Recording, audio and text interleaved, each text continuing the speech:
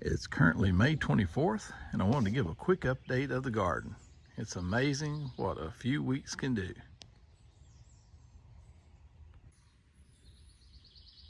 We've had rain the last 2 days, and it was very much needed.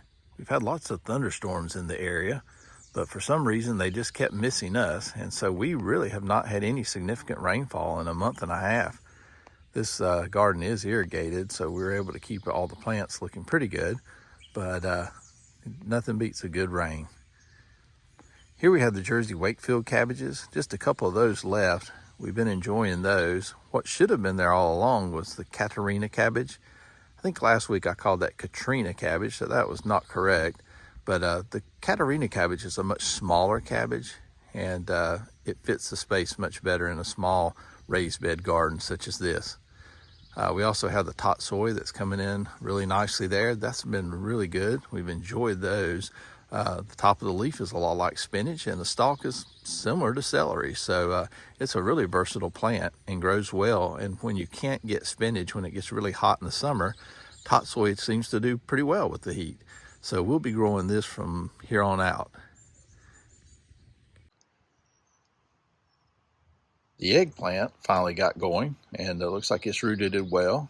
And then growing between the eggplant is Anise Hyssop, which is supposed to be a favorite of many pollinators. All of the Dwarf Tomato Project tomatoes are really doing well now. They're growing fast, and they are beginning to flower, so we should begin to see some small tomatoes pretty soon on those, and hopefully in a few more weeks we'll be enjoying some fresh garden tomatoes, and I'll look forward to trying all these different types.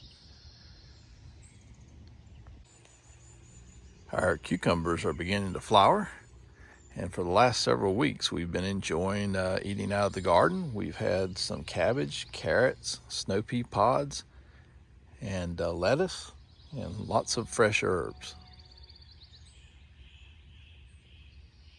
The carrots you see here are the Yaya carrots, and they've been really nice. I've really enjoyed those, and will definitely plant those from here out. They form a large carrot pretty quickly without a lot of top growth, so that's nice in a compact garden. We've enjoyed eating the fresh strawberries from the Ozark Beauties, having those with some homemade yogurt each morning. You can see there the lettuce has done really well. We have not had beets yet, but we'll be having those on the menu very soon. Last week I pronounced the beets chayoga, but it's actually pronounced Kyoja. The kale is also pronounced lachinato. These are the jade green beans.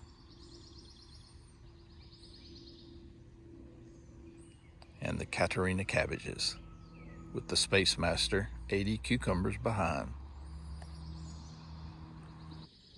I think our greens bed has done particularly well. The Mizuna mustard always does very well. And then we have the different types of lettuces. We have the Salanova, the Cherokee, which is the darker red, Mizuna and magenta. More of the green beans. Pea pods have done excellent. The snow pea pods, those are mammoth melting snow pea pods. We've had those a lot of times for breakfast. We serve them with carrots.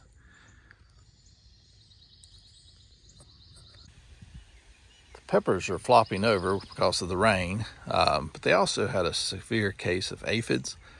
At first I was worried that it was actually a bacterial issue, but it looks like it was aphids. I sprayed those with a horticultural oil, and that seems to have taken care of them.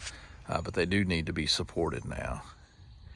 The carrots are cosmic purple, and at the end down there is Cadota, and we've been having some of those from time to time with our meals. Correction, the name is Kuroda. If I zoom in here, you can see the snow pea pods. They're really loaded. They're one of the plants that is always fun because they're somewhat camouflaged.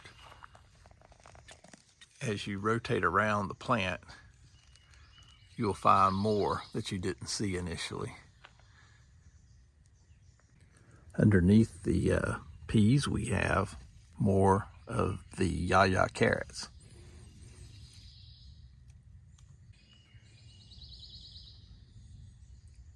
The squash have certainly grown a lot in the last few days.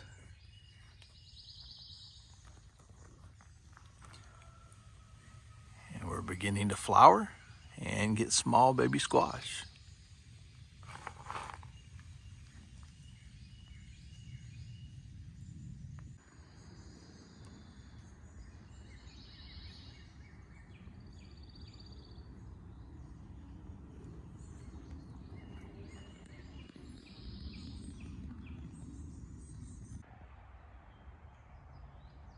Here are a few of our apple trees growing on dwarf B9 rootstock.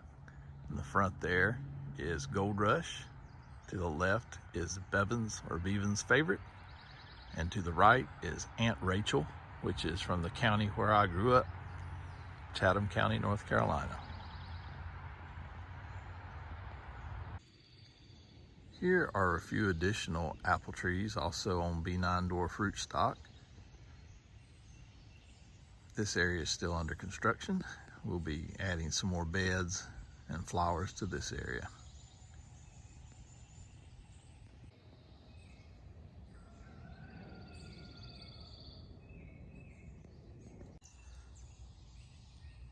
This is a new plot that we started this year. This is going to be using the no-till system. Or what I usually do is till once or till twice to incorporate some soil conditioner, which is pine bark, and then we'll top layer with compost, and then from then on it'll be no-till. We have Argent sweet corn growing here. We have some crookneck squash, some zucchini, a couple of types of melons like cantaloupe type melons, and we also have watermelon. And the final row is okra.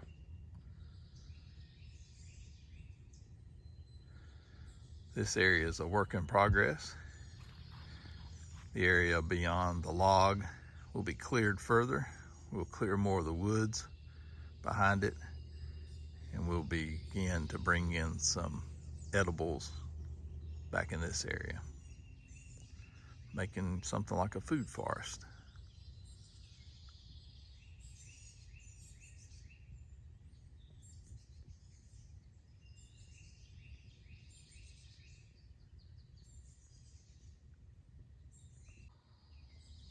Here are a few of the transplants that I had left.